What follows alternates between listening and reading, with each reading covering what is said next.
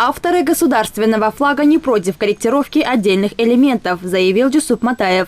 Ведь при этом сохраняется исходная концепция госсимвола. Сейчас наш народ выбирает юрты с 4, 5 или 6 чамгараками, но никак не с 3. Поэтому один из авторов согласен с добавлением еще одной перекладины. Это соответствует требованиям времени. Мне как автору и раньше говорили, что нужно корректировать флаг. Накануне в Джугурку-Кенеше приняли решение выпрямить лучи солнца и добавить 1 чамгарак. Чем больше перекладин, тем больше юрта. В будущем уже не будет существовать маленьких юрт, и наше поколение начнет задаваться вопросом, почему на флаге изображено только 3 чамгарака. Многие развитые страны, как США, Италия, Япония, Россия, неоднократно вносили изменения в свою государственную символику. Например, Америка 28 раз кардинально меняла свой флаг. У нас же сохраняются все элементы изображения. А это 40 лучей, круглая рама тундука, наличие перекладин и цвет флага. Вносятся минимальные корректировки в форму лучей и количество перекладин.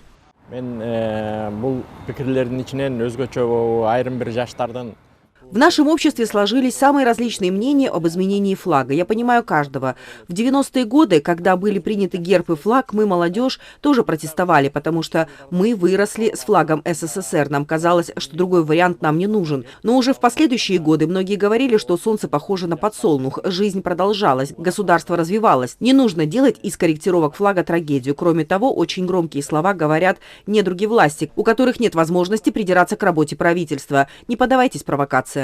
Экс-депутат Феликс Кулов говорит, что изначально был против корректировок флага. Но после того, как глава государства на Народном Курултае разъяснил, с какой целью они вносятся, он поменял свое мнение. Кулов отмечает, что стоит прислушаться к президенту. Когда уже с этой инициативой выступили депутаты парламента, и уже потом президент сказал, что это была его идея, и он ее обосновал, я считаю, что, вот если разобраться, так скажем, с политической точки зрения, когда глава государства призывает к изменению государственной символики, это всенародно избранный человек, всенародно избранный президент.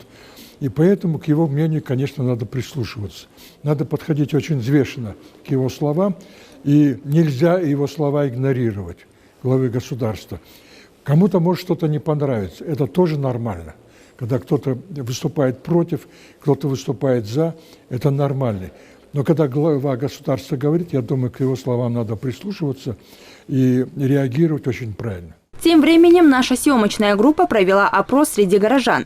Большинство нами опрошенных кыргызстанцев выразили уверенность, что корректировки приведут к лучшему.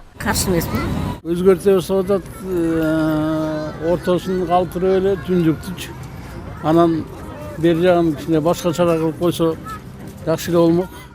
Макулмун эмне дейт? Президентибиз эми эл эмне десе ошол да.